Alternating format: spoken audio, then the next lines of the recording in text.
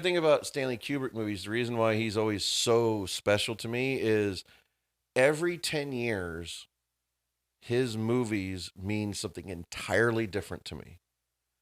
When I was like Uh, 10 years old and saw 2001, it meant one thing. When I saw it at 20, it meant something else. yeah, Now yeah, that I'm over 50, it means something entirely different when I watch it.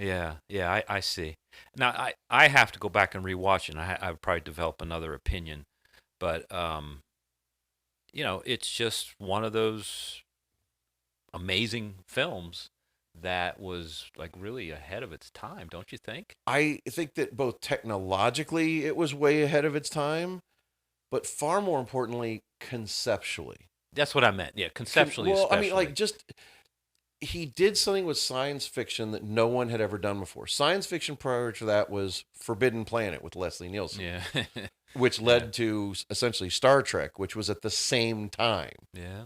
So Star Trek and all sci-fi, War of the Worlds was always, I am a humanoid. I have come and I speak perfect English. Yes. Yes. These concepts were humanoid with bipedal with arms, and it was like it wasn't that.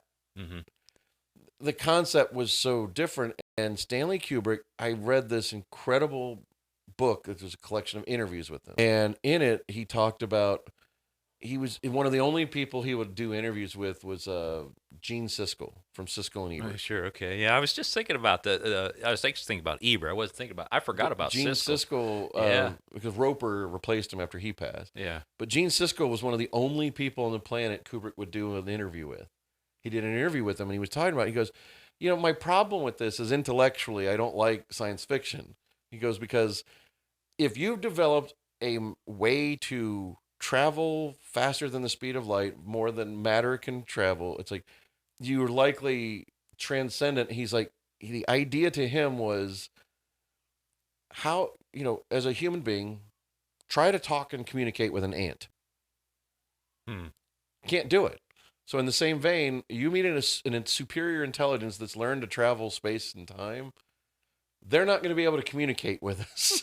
It's like their form is something we can't even understand. And so it's like the way his mind worked of looking at it in a way that far more like me in my 50s, the way I view science fiction today, the understanding of science and space and how we see everything is so different than I was as a kid that didn't know anything about science.